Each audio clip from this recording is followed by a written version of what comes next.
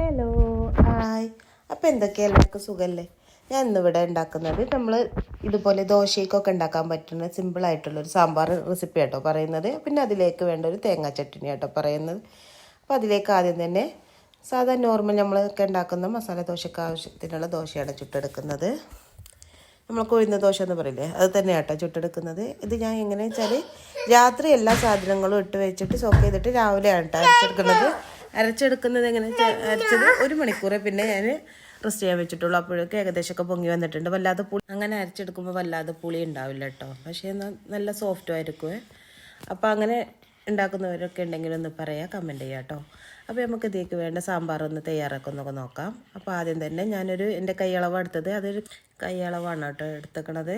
അപ്പോൾ അതിലേക്ക് തന്നെ നമ്മുടെ 2 കൈ പരിപ്പ് എടുത്തിട്ടുണ്ട്. പിന്നെ ഒരു 8-9 അല്ലി ചെറിയ ഉള്ളി, ലേശം മഞ്ഞൾപ്പൊടി, ഒരു കായത്തിൻ്റെ ചെറിയൊരു പീസ് കട്ട, ഉപ്പ് കേട്ടോ. കായക്കട്ടയാണ് എടുത്തിട്ടുള്ളത്, പൊടിയല്ല കേട്ടോ.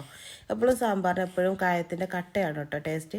അപ്പോൾ അത് ഏകദേശം 2-3 വിസിലടിക്കുന്നവരെ ഒന്ന് കുക്കറിൽ ഒന്ന് വേവിച്ചെടുക്കുക. വിസിലൊക്കെ അടിച്ച് ആവിയൊക്കെ പോയതിന് ശേഷം അതൊന്ന് ഓപ്പൺ ആക്കട്ടോ. പിന്നെ ഞാൻ ഇവിടെ എടുത്തിട്ടുള്ളത് ഉരുളക്കിഴങ്ങ്, വെണ്ടക്ക, ബീൻസ്, ഉള്ളി, തക്കാളി, നമ്മളെ എന്ത് വെജിറ്റബിൾ ആണോ ഉള്ളത് അപ്പോൾ അതൊന്ന് എടുത്തിട്ടാൽ മതി കേട്ടോ. സാമ്പാറിന് കുറേ കഷ്ണങ്ങൾ വേണമെന്ന് നിർബന്ധമൊന്നുമില്ല.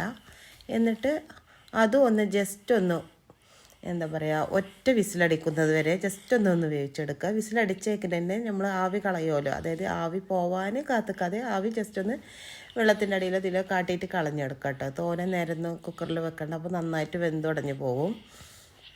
എന്നിട്ട് പിന്നെ അതിലേക്കുള്ള മസാലകൾ എന്തൊക്കെയെന്ന് വെച്ചാൽ 2.5 ടേബിൾ സ്പൂൺ മല്ലിപ്പൊടി, 3/4 ടീസ്പൂൺ മഞ്ഞൾപ്പൊടി, നമ്മൾ എരിവിന് ആവശ്യത്തിനുള്ള മുളക് പൊടി, ഉപ്പ് കേട്ടോ. പിന്നെ ഞാൻ വെജിറ്റബിളിൽ 2 മുളകും കീറിയിട്ടിട്ടുണ്ട്. ഇതൊന്ന് ഒരു ഒറ്റ വിസിലടുപ്പിച്ചെടുക്കുക. അപ്പോൾ തന്നെ ഓഫ് ചെയ്യുക. നമുക്ക് ഏകദേശമൊക്കെ അപ്പോൾ തുറക്കാൻ പറ്റുന്ന മാതിരി തുറക്കട്ടെ, അതായത് ആവി കളഞ്ഞതിന് ശേഷം തുറക്കട്ടെ. പിന്നെ ഒരു നെല്ലിക്ക വലുപ്പത്തിലുള്ള പുളിയും ഇട്ടിട്ട് നന്നാക്കി പിഴിഞ്ഞ് അതൊന്ന് ഒഴിച്ചു കൊടുക്കാം കേട്ടോ. ശരിക്കും കുക്കർ അങ്ങനെ തുറക്കാൻ പാടില്ല എന്നാണ് പറയാറ്. എല്ലാവരും അവനവൻ്റെ സേഫ്റ്റി നോക്കിയിട്ടൊന്ന് തുറന്നെടുക്കാം കേട്ടോ.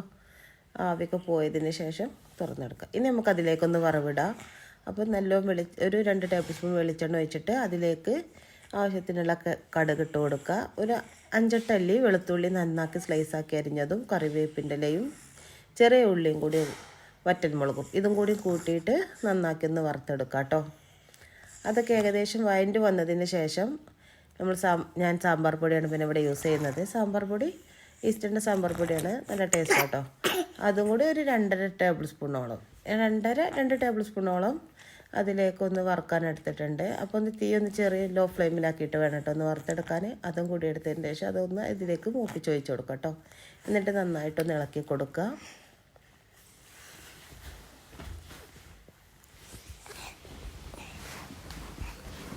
ഇനി ലേശം ശർക്കര, എപ്പോഴും സാമ്പാറിലേക്ക് ലേശം ശർക്കര ഇട്ടെടുക്കുമ്പോൾ അതിന് ഒരു വെറൈറ്റി ടേസ്റ്റ് തന്നെ വരും കേട്ടോ. പിന്നെ ഓപ്ഷണലാണ്, വേണ്ടവർക്ക് ലേശം, ഞാൻ എപ്പോഴും നെയ്യോ ലേശം ഒന്നും ഉപയോഗിക്കാറുണ്ട്. അതും മല്ലിച്ചപ്പും കൂടി ഇട്ടിട്ട് ഒന്ന് നമുക്ക് തീ ഓഫ് ചെയ്യാം കേട്ടോ. ഇനിയൊക്കെ ഒന്ന് ഇളക്കിയിട്ട് ഒന്ന് മാറ്റി വെക്കാം.